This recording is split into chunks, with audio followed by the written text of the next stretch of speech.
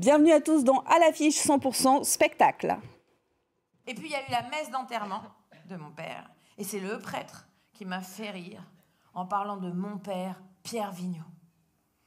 Nous sommes ici pour accueillir Jean Pignot. Son spectacle In Vigno Veritas est tout à la fois drôlissime et poignant. L'humoriste Caroline Vigneault est mon invitée. Ne t'arrête pas. Ne t'arrête pas. Fais ta course dans ta tête, à ta vitesse. Je finis mes 42,2 km et je bats le record mondial du marathon. Ne t'arrête pas. Ne t'arrête pas. Je suis la première. Vous avez aimé la bande dessinée Culottée de Pénélope Bagieux, des portraits de femmes qui ne font que ce qu'elles veulent. Justine Heinemann adapte au studio de la Comédie Française ses destins exceptionnels. Bonjour Caroline Vigneault. Bonjour. Bonjour Justine Heinemann. Bonjour. Merci d'avoir répondu à notre invitation. Une pièce de théâtre aux propos féministes, une humoriste féministe. Il y a clairement un lien entre vous deux. Est-ce que vous vous connaissiez ? Non, deux noms seulement. C'est Oui, la première voilà, fois qu'on se rencontre. Ouais. Donc cette émission permet une belle rencontre. Caroline, je voudrais commencer par une définition que vous donnez dans votre spectacle que j'ai beaucoup aimé. Une définition du féminisme, très second degré. Cette théorie extrémiste qui vise à considérer les femmes comme des êtres humains.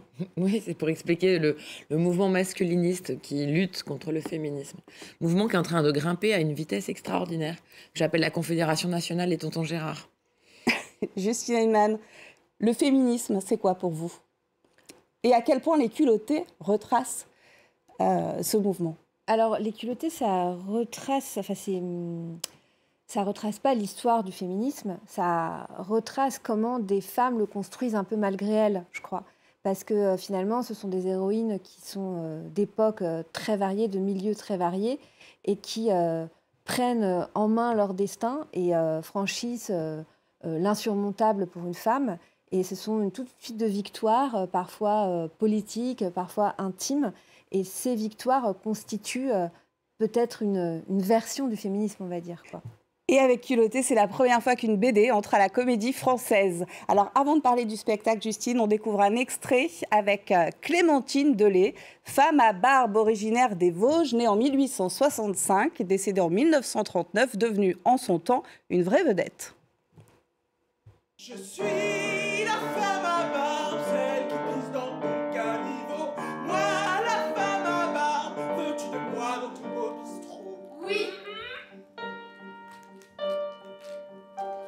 Si t'en as, c'est ta qu'à nettoyer, faire de la place pour tes belles godasses. Si je te dérange, bah il faut que tu ranges. Cache-moi là et tu me verras.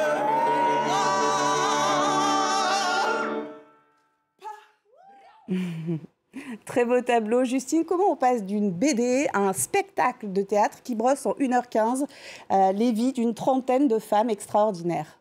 Alors, il y a beaucoup de matière déjà dans la bande dessinée de Pénélope Bagieux, puisque c'est extrêmement bien écrit, très bien dialogué, très pétillant. Donc, il y a déjà une matière de texte qui est très forte. Il y a une dramaturgie très efficace. Et donc, finalement, il y a déjà beaucoup de théâtralité, moi, je trouve, dans cette bande dessinée. Parce qu'il y a beaucoup de situations, beaucoup de choses dialoguées, beaucoup de choses très piquantes. C'est très inspirant. Pénélope Bagieux, c'est vraiment une immense auteure de bande dessinée, qui est quelqu'un d'extrêmement inspirant par sa fantaisie, son culot, son audace. Et donc, je trouve que ça s'est fait assez naturellement, finalement. Et Caroline Vigneault, comme de nombreuses héroïnes de Culotté, vous avez pris un itinéraire alternatif. Vous étiez d'abord avocate, dites-vous, dans le spectacle, pour faire plaisir à votre père, puis humoriste, je cite, pour faire chier votre père. C'est vrai. Les conflits de génération, sujet de prédilection chez vous. On découvre un extrait du spectacle. In Vigno Veritas. La réouverture des maisons closes.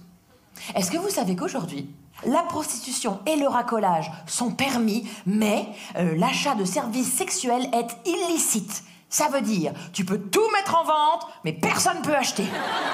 Mais qui a eu cette idée de génie de faire coexister ces deux mesures? Ça me fait penser au jour où j'ai lu que le vagin avait le même pH que la bière. Mais Mais qui a eu cette idée de génie d'aller comparer ces deux mesures? Bah, à mon avis, c'est le même mec. À mon avis, c'est le même mec. C'est tellement fou. Quand j'ai lu cette information, je me suis dit, mais il y a quand même quelqu'un qui est allé regarder si c'était le même pH. Ça m'a vraiment épatée. Vous parlez de tout, en tout cas, dans ce spectacle, de la consommation inquiétante de porno chez les ados garçons, de l'obsession des hommes pour la taille de leur sexe, des problématiques de genre. Vous riez de tout. Il n'y a pas de limite chez vous? Non. Alors, j'en avais déjà pas beaucoup avant, mais alors maintenant, comme je l'explique, je suis au milieu de la montagne, c'est-à-dire la moitié de ma vie. Franchement, je crois que j'ai plus aucune limite. La seule limite, en fait, c'est que ça me fasse rire moi. Et puis, dans ma façon d'écrire, moi, j'aime dire des choses qui sont documentées. Donc, je passe d'abord des heures à faire des recherches, et après en sortir quelque chose qui fait rire, et puis surtout de laisser des messages qui correspondent à ce que moi, j'ai envie de dire.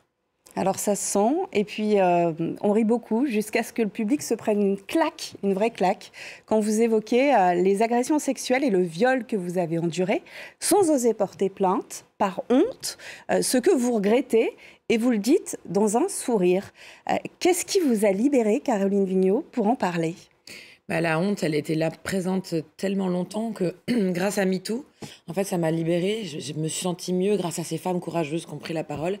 Parce que la honte, elle est partie petit à petit en me rendant compte que c'était pas que de ma faute, que ça arrive à plein de femmes et que donc il y avait un vrai problème sociétal.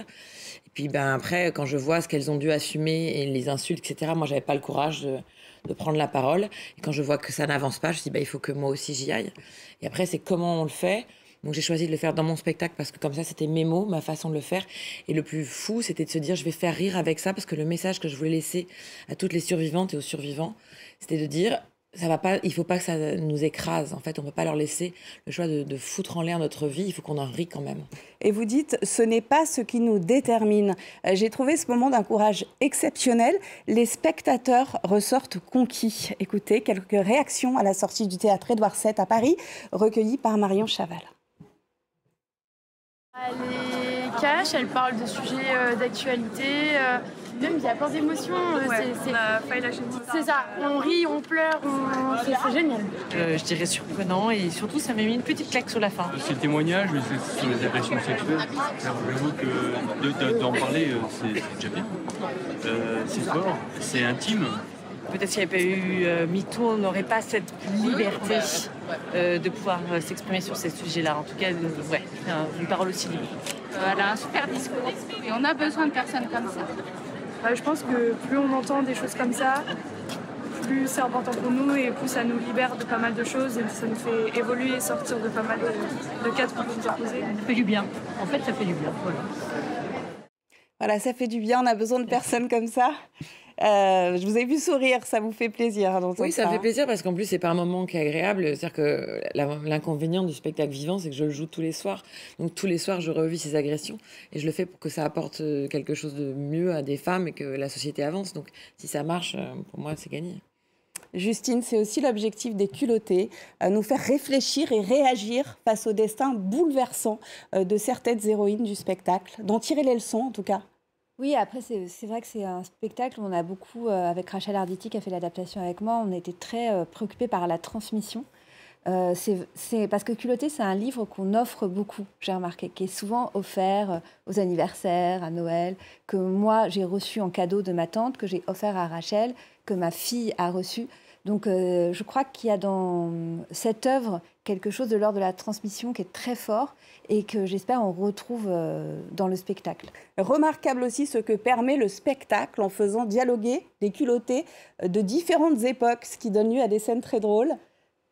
Oui, c'était amusant. Après, c'est aussi, comme c'est un spectacle de théâtre, il fallait sortir de ce qui fait le charme de la bande dessinée, c'est-à-dire le répertoire, une sorte de catalogue comme ça, et qui est extrêmement charmant parce qu'on peut en lire une et puis une autre un peu plus tard. Au spectacle, on doit rassembler tous ces portraits de femmes en 1h15. Donc évidemment, pour que tout tienne, on a dû inventer des choses comme les faire dialoguer entre elles, imaginer ce qu'elles pourraient se dire, ou inventer des chansons. Voilà, il y a une forme un peu cabaret aussi dans le spectacle. Et donc, il y a beaucoup de danse, de chant. Il y a différentes façons pour ces femmes de s'exprimer et différentes façons de les raconter. Je crois que c'est un livre que vous avez offert à vos fils, vous me disiez ? Oui, Oui, c'est important parce que la culture et le féminisme, c'est une question, je pense, d'éducation. Et moi, j'éduque mes fils en leur expliquant que filles, garçons, il n'y a pas de différence. Et que des héroïnes comme ça, c'est des belles histoires et qu'ils adorent. Merci infiniment. Avec plaisir. Merci à toutes les deux. Il faut aller voir ces spectacles. Culotté de Justine Heinemann, d'après Pénélope Bagieux, au studio de la Comédie Française jusqu'au 3 mars. Formidable In Vigno Veritas, qui est un succès prolongé au théâtre Édouard VII jusqu'au 30 mars. De nouvelles dates et une grande tournée à venir dans toute la France. On se quitte avec le musical Colette au théâtre Tristan Bernard. Cléo Sénia chante, danse et manie l'art de l'effeuillage dans des numéros d'où surgissent des moments clés de la vie de Colette, l'une de nos plus célèbres romancières libres et avant-gardistes. Vous pouvez retrouver cette émission sur france24.com et tous nos réseaux sociaux. Je vous dis à très vite. Salut.